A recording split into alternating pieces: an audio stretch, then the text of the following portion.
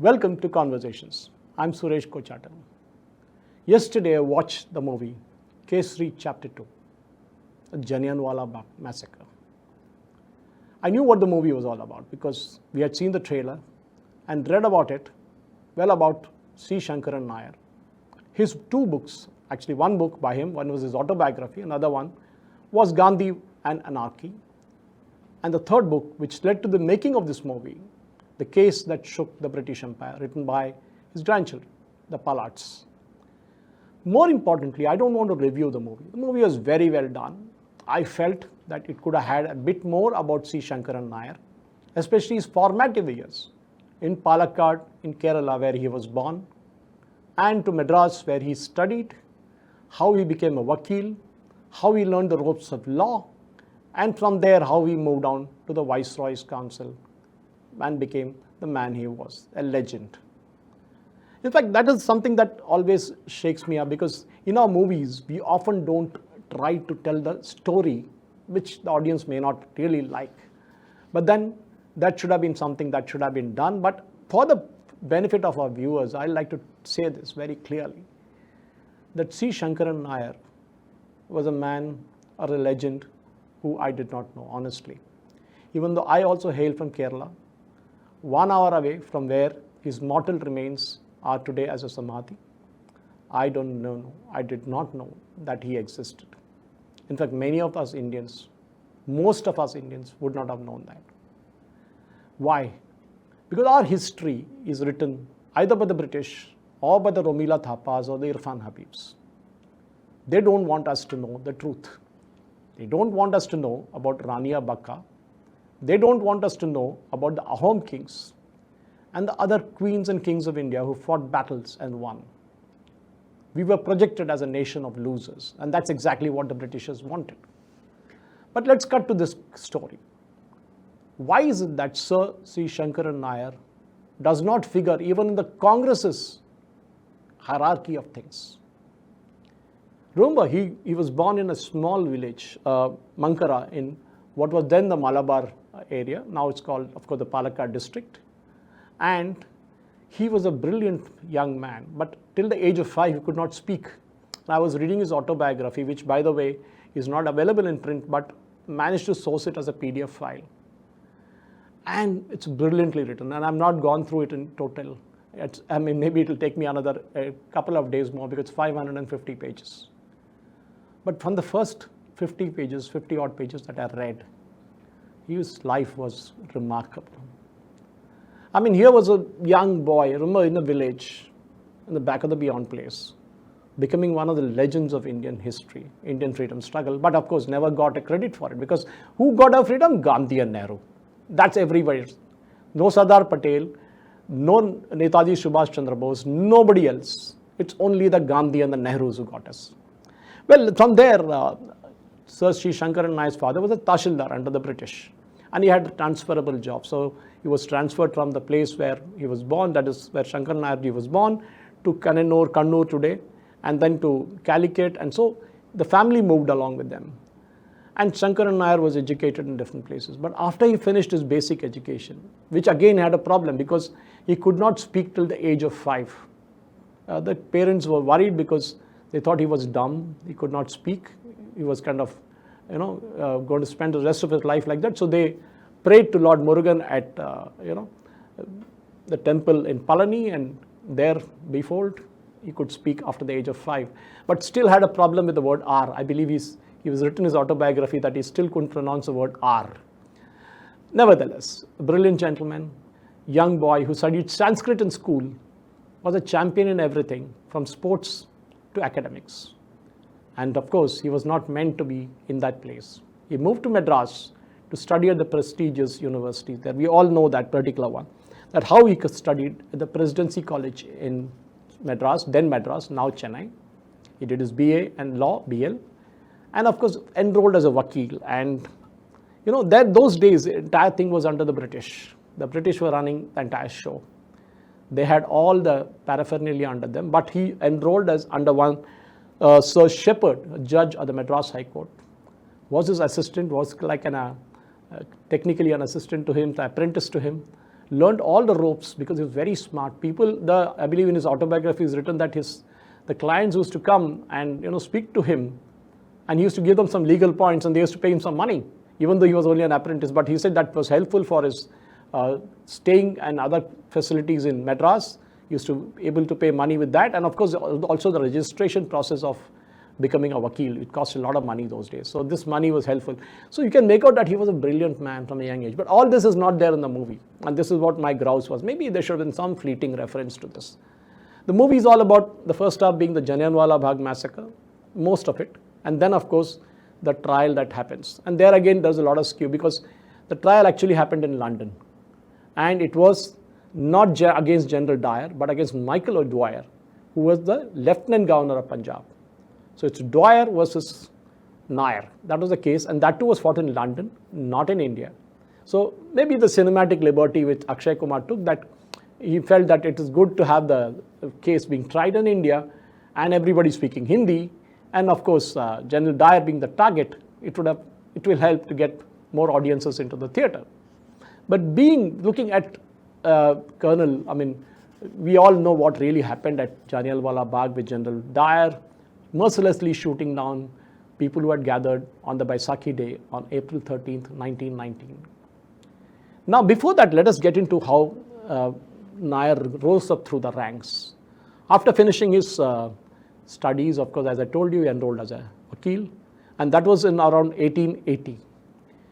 In 1885, 5 years later, he became the president of the Indian National Congress.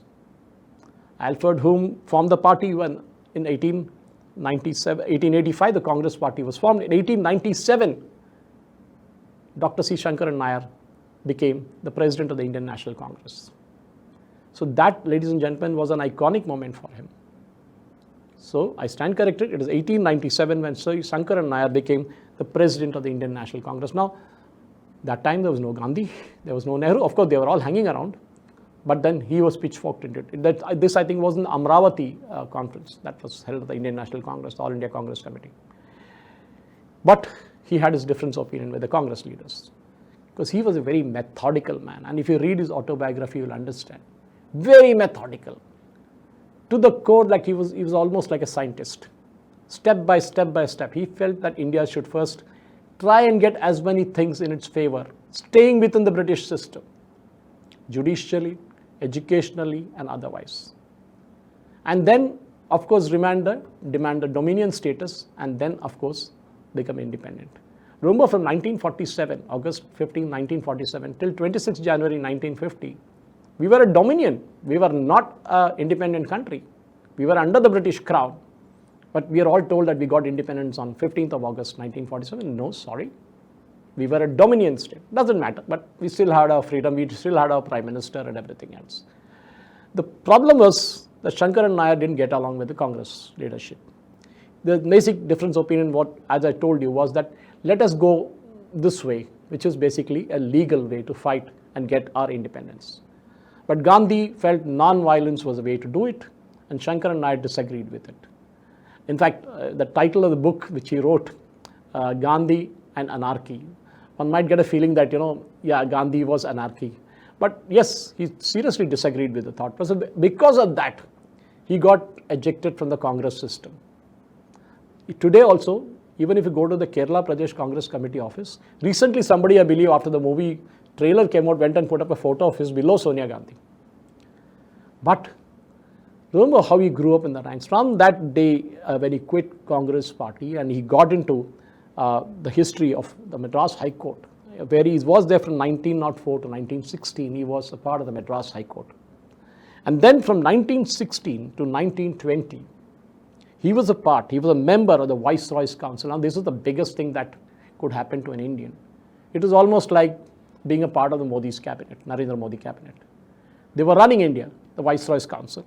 And of that, he had 36 departments at one time with him, including the most important, education. He made a lot of reforms in it. In fact, those details are there in his autobiography. I don't want to go through the entire Dobby list of things, but he did some brilliant work, including, for example, bringing foreign universities into India. I'm talking of 1916. Foreign universities to India in those days, that was the thought process of this gentleman, this legend called Sir C. Sankaran Nair. He was knighted by the British. I mean, that's the best. They knew that he had a kind of a volcano of a talent with him. That is the kind of person he was. And of course, as we know, 1920, he quit the Viceroy's Council. Now, let me take back you into timeline. On April of 13th, 1919, the Jallianwala Bagh massacre took place. Nobody knew outside Amritsar what really happened. And even within Amritsar, nobody had an idea because General Dyer had closed the gates and did not allow anybody to even pick up the dead bodies. That's how bad it was. But General Dyer had a kind of a very uncanny way of making mistakes. And he did a couple of them, which are later picked up in the story in the movie also. But Sir Sankaran Nair knew something was going wrong. Something had gone wrong. Officially, 300 people were killed. That is what the British count was. Later revised to 600, and now maybe even the 1,600 to 2,000 would have been killed. But then, no information. He wanted information. So what did Sir Sankaran Nair do? He sent a few friends of his to go and look at what happened. And before that, as soon as he announced the decision that he would quit following the Jallianwala Bagh massacre, leak coming out, some leak somewhere, Motilal Nehru and Annie Besant ran to him and said, please don't quit the Viceroy's Council, because they were the only Indian. In fact, before Sir Sankaran Nair, there were 2 Indians who were part of the Viceroy's Council. But presently, at that point in time, he was the only Indian in it. They did not want him to leave. But then he told Motilal Nehru that, look, I need information on what happened in Jallianwala Bagh. They said, okay, we will get it for you. He had his own sources. So Sankaran Nair sent one of his friends, who was a Jesus father, to go and look at what really happened. He could not reach Amritsar, but he found out the details and he told him what happened. An angry Sir Sankaran Nair quit the Viceroy's Council. Imagine, he was at the height of his career. He could have stayed there. Nobody would have faulted him for it. But then he felt that he owed to those people, those innocent lives that were lost, that were cut down mercilessly by General Dyer, and he needed justice for them. And that is what you see in the movie, where that part suddenly flashes on Akshay Kumar and the courtroom drama with R. Madhavan, his opponent, lawyer, all that happening. But while that is still going on, and there again said there's a lot of cinematic freedoms taken, not in London, it happened in India, and it was not General Dyer against Sankaran Nair, but it was Sankaran Nair versus Michael O'Dwyer, which was the original case. Then, of course, he kind of decided that he would fight, and he fought. But in between that, he came back, and then he knew that he couldn't do much about it, because the British had clamped down every bit of information. There was so much of censorship. But one thing they did, moment Sankaran Nair resigned, the martial law was lifted in Punjab, and all the restrictions on censorship were lifted, because they knew that this gentleman could do something more. He could do more harm. So let's at least give him this. In fact, if you look at the Constitution and if you look at the reformed Constitution of India, he had a lot of role in it. Not the Ambedkar wala, not what we saw, what Dr. Ambedkar and others did when Constituent Assembly debated and all that. Dr. B.R. Ambedkar's Constitution was different, but he had something before that. But then there's something happened. He wrote a book, which I told you earlier, Gandhi and Anarchy. And one of the chapters in the book, he criticized Michael O'Dwyer, who was the Lieutenant Governor of Punjab. General Dyer, D-Y-E-R, was the commander who gave the operation and who led the operation and killed the people. So 2 different people. Okay, let's get that straight. So what did he do? He said he was in control, he should have taken care of it. He was a boss, and he is responsible for the massacre. Of course, the British didn't like it one bit, because you're challenging the crown now. You're holding the British accountable. So Michael O'Dwyer decided to file a case of libel against. So the libel case came up in London, and sure enough, it was a classic case where Sir Sankaran Nair used all his legal capabilities to expose the British. He knew that he was going to lose the case, because the entire thing was stacked up against him. The jury was against him, they were all British. The judge was speaking openly in support of Michael O'Dwyer. So there's no way he could win the case. The media was against him, everything. And it was happening in London. But he didn't give up. He fought. He knew he'd lose. He lost, but He paid the fine. He didn't apologize. He said, I will not apologize. I will pay the fine and the cost. But he said at the end of it, I've exposed the empire in front of the entire world because the media was watching. And what would have been relegated to the sidelines on the footnotes of history in India was suddenly all out there. And we all know after that Hunter Commission and everything that happened, General Dyer died a horrible death. Michael Dwyer was shot dead by Udham Singh. All this happened. Ladies and gentlemen, a number of channels invited me for talks here in Hyderabad, most of them Telugu. And they asked me this one single question at the end of it. Why is it that people like Sir Sankaran Nair not there in our history books? Well, the Irfan Habibs and the Romila Thapas and the Congress party made sure that only their favorites featured in it. Okay? To a large extent, Sardar Patel was not there. To a large extent, Netaji Subhash Chandra Bose. These are all in paragraphs. Ambedkar was brought in later, Dr. Ambedkar was brought in later. But even he was defeated twice by the Congress party in the Lok Sabha elections. And we all know that Nehru campaigned against Dr. Ambedkar because he didn't want Ambedkar to become taller than him. The Congress party's culture was that it was a dynasty. We thought the Mughals had dynasty, but the Congress also had dynasty. And they made sure that nobody outside their dynasty could claim credit for independence. So it was Nehru and Gandhi who got us independence. Well, ladies and gentlemen, I would like to ask you, what wrong did Sir Sankaran Nair do? He could have stayed on in the Viceroy's Council. He gave it all up, a cushy life, and he said, I will fight for the victims of the Jallianwala Bagh massacre. And if you today go to the museum in Jallianwala Bagh, apart from all the pictures of the martyrs, you will find a plaque with Sir C. Sankaran Nair's name on it. A man from a small village in Kerala being featured right there at Amritsar in Punjab. Talk of national integration, that is what you have it. A piece of history that was hidden under the carpet has come out into the open. Maybe there are more people. Maybe there are more freedom fighters. We had Alluri Sitaramaraju here in the Telugu-speaking states. Except for a movie or a reference here and there, he's nowhere. Komuram Bhim, a tribal chief who fought. But then they are all relegated to the footnotes of history.